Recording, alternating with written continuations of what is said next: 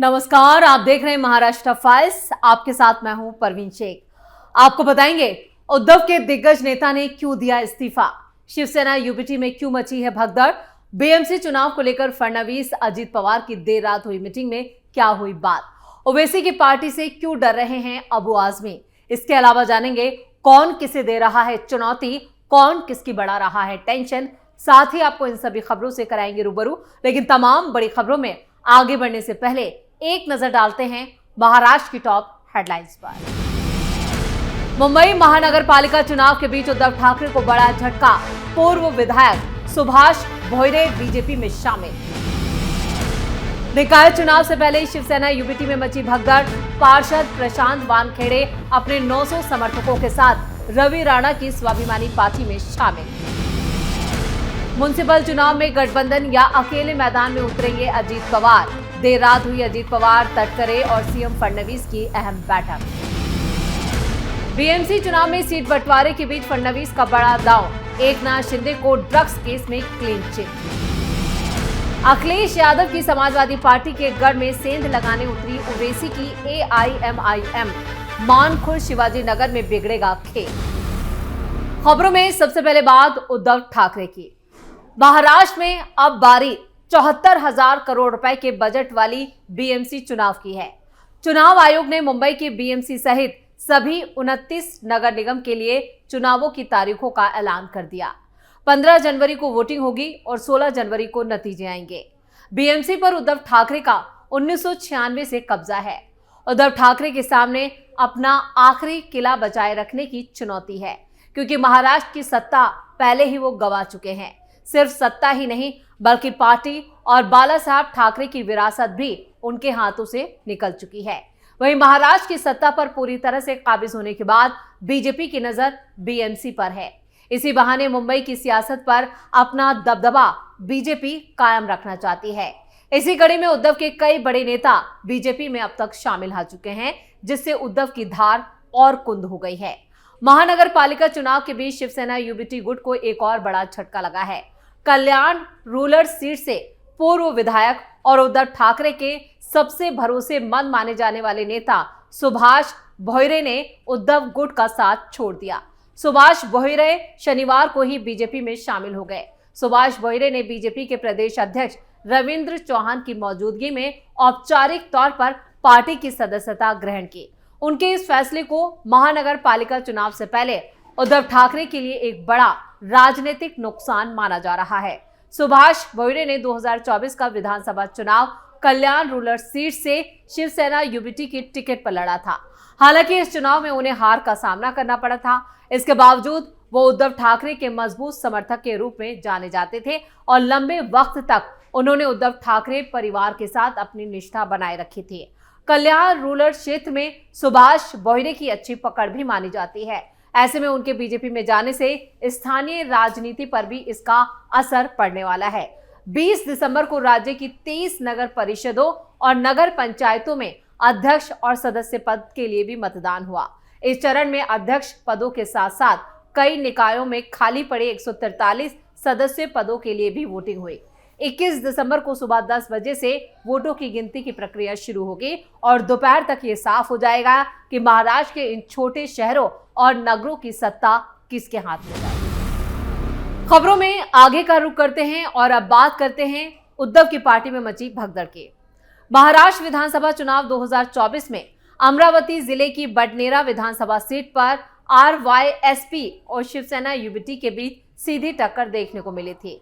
इस सीट पर आरवाईएसपी ने रवि राणा को टिकट दिया था और शिवसेना यूबीटी ने यहां से सुनील खराटे को टिकट दिया था। मुख्य रूप से इन्हीं दोनों उम्मीदवारों के बीच कड़ी टक्कर देखने को मिली थी। हालांकि शिवसेना यूबीटी को अपने उम्मीदवार से खासी उम्मीद थी, जिस पर पानी फिर गया और पार्टी तीसरे नंबर पर अटक गई। राज्य की इस सीट पर रवि राणा निर्दलीय चुनाव लड़कर जीतते आ रहे हैं।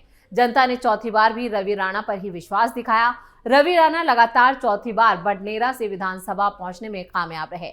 अब रवि राणा ने अमरावती में ही उद्धव ठाकरे को एक और बड़ा झटका दिया है, या कहे कि एक बड़ा जख्म दिया है। 5 बार के पार्षद प्रशांत वानखेड़े को अपनी पार्टी में उन्होंने शामिल करा लिया है। प्रशांत वानखेड़े उद्धव की शिवसेना की टिकट पर 5 बार जीत चुके हैं। ऐसे में प्रशांत वानखेड़े ने अपने 900 समर्थकों के साथ रवि राणा की पार्टी ज्वाइन कर ली, वो भी निकाय चुनावों के बीच, जिससे उद्धव की पार्टी अमरावती में पूरी तरह से खाली हो चुकी है। रवि राणा बीजेपी को समर्थन देते आए हैं। ऐसे में बीजेपी ने अमरावती में भी उद्धव ठाकरे के साथ बड़ा खेला कर दिया है। अमरावती वो जिला है जिसे शरद पवार का गढ़ भी कहा जाता है और कांग्रेस भी लगातार यहां से जीतती आई है। लेकिन 2024 विधानसभा चुनाव में इस बार अमरावती से कांग्रेस की एक भी विधायक जीत कर नहीं आए थे। अमरावती जो पूरा किला है, अब उस पर पूरी तरह से बीजेपी इनडायरेक्टली कब्जा करती आ रही है। इस पूरे इलाके को एनसीपी और कांग्रेस का गढ़ कहा जाता था, लेकिन 2024 में विधानसभा चुनावों में ना ही कांग्रेस का कोई विधायक जीता, जबकि 2024 लोकसभा चुनावों में जरूर यहां पर कहें कि एक तरह से बड़ा उलटफेर देखने को मिला था। कांग्रेस ने अपनी सीटें बचा ली थी, लेकिन महाराष्ट्र में इस बार विधानसभा चुनावों में विपक्ष को मुंह की खानी पड़ी और अमरावती में सबसे ज्यादा नुकसान विपक्ष को ही उठाना पड़ा है। और अब निकाय चुनावों में भी उद्धव ठाकरे की शिवसेना लगातार यहां पर कहें कि एक तरह से हर दांव उनका उल्टा पड़ता नजर आ रहा है। और जिस तरह से रवि राणा ने 900 समर्थकों और जो वहां के मौजूदा पार्षद हैं बाड़मेर के, उन्हें भी अपनी पार्टी में शामिल कर लिया है, जिससे निकाय चुनावों में शिवसेना यूबीटी की मुश्किलें काफी बढ़ गई हैं। खबरों में आगे का रुख करते हैं। महाराष्ट्र के deputy CM Ajit Pawar, NCP नेता सुनील तटकरे और सीएम देवेंद्र फडणवीस के बीच देर रात करीब 1 घंटे तक अहम बैठक हुई।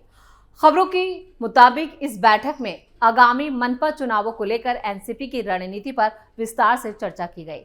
बैठक में संकेत मिले हैं कि राज्य के कई हिस्सों में एनसीपी स्वतंत्र रूप से चुनाव लड़ने की भूमिका पर विचार कर रही है।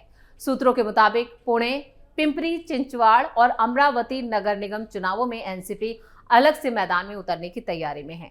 सूत्र ये भी बता रहे हैं कि मुंबई मनपा चुनाव को लेकर भी एनसीपी ने स्वतंत्र चुनाव लड़ने की तैयारी शुरू कर दी है।